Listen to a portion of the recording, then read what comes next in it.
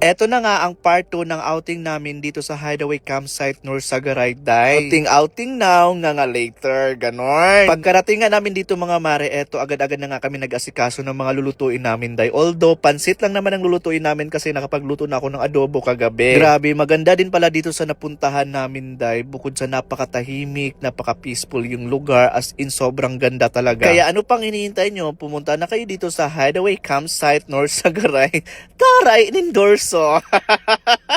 Dapat ganon, mahalin ang sariling atin, di ba? Pero alam niyo mga mare, kung masikip at maluwang, eto muna yung last outing ko, dahil magpapahinga muna ako kasi zero balance na talaga ang bulsa ko, dahil kung hindi lang importante ang outing na to, hindi ko ako mag-outing talaga. Sunod kong outing mga next month na, magsasambales siguro kami next month or hindi ko pa alam pa, depende sa takbo ng panahon. Anyways, dahil wala kaming dalang maliit na kaldero, dahil malaking kaldero kami nagsaing, nakakaloka. Oy, hindi lang to basta-basta outing ha. Importante yung outing na to kasi meron akong shoot na brand collab.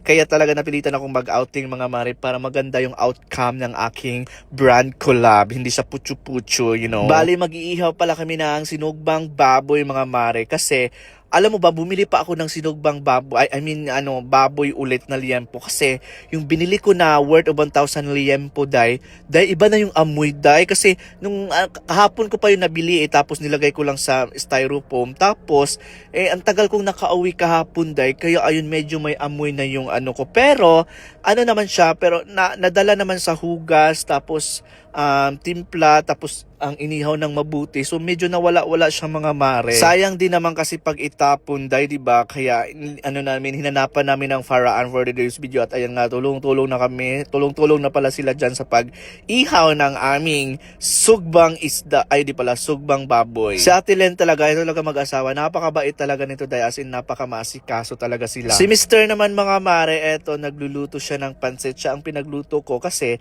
mamaya ako naman yung mag-shoot sa yung brand collab namin. Dami kong gagawin mamaya na work talaga ang pinunta namin dito, dahil hindi lang to basta outing. Nakakamiss din ang pansit mga mare. Medyo matagal-tagal na din akong hindi nakakain ng pansit, kaya noong naisipan ko talaga na magpansit, talaga namang nag-grocery talaga ako ng pansit ng marami talaga, kasi cravings ko talaga ang pansit for today's video. Tapos yung video pala ng pagluluto ng pansit, kasi ako nagpahinga muna ako sa sasakyan, kasi wala nga akong tulog, tapos ako pang nag-drive. Tapos yung video pala ng pagluluto ng pansit, nasa cellphone ni Mark, si Mark umuwi ng Bulacan, so hindi ko nakuha. Nakakainis talaga for today's video. Kaya kung mapapansin yung mga mare, kung masikip, diretso na talaga kami lafang, kasi wala na yung ibang video na sa cellphone ni Mark. So tara, kain tayo mga mare, kasi mamaya-maya work ako. Simpleng salo-salo lang to mga mare, as in yung baon namin, adobong manok, adobong baboy, tapos sinugbang baboy, pansit.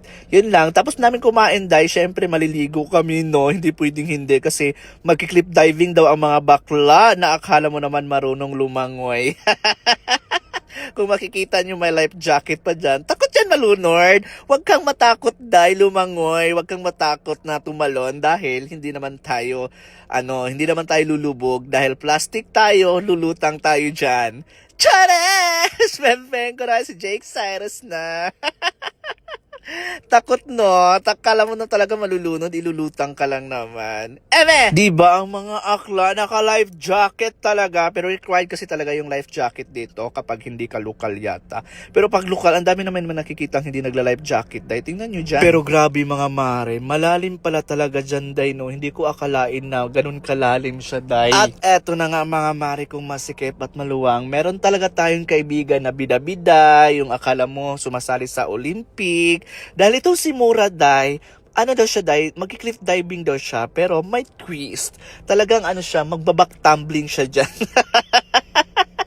Na para bang siya si yung diver na sumasali sa Olympics, yung pangalan nun, nakakaloka talaga itong si Mura. Talagang siya, ayaw pakabog. Kailangan highlight siya sa lahat ng video, ganon.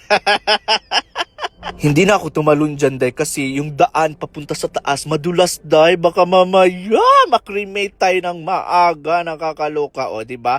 May pa-flex-flex pa, pak, diba? Si Akla! Anyways, nandito kami ngayon sa lugar kung saan may pampers na nakalutang.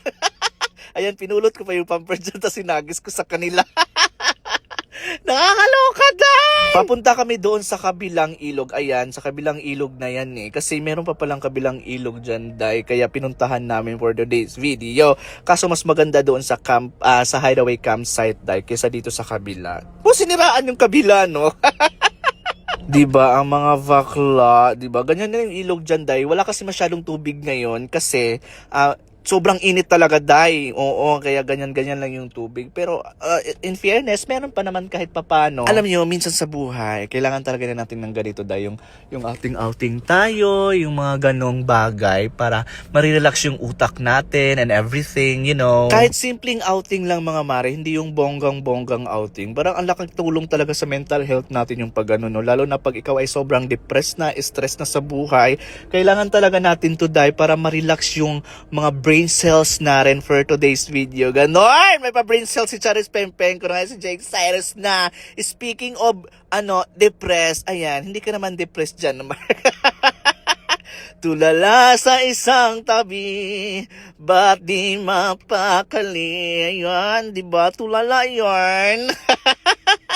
So ayan, tapos na kami mag-swimming. Medyo pagod na talaga ako, day, kasi 'di ba nag-shoot nga ako ng brand collab. Talagang hindi ko na kaya, day. Alam nyo ba, natulog pa ako sa sasakyan hanggang alas 8 yata, kaya hindi kami nakauwi ng maaga, day.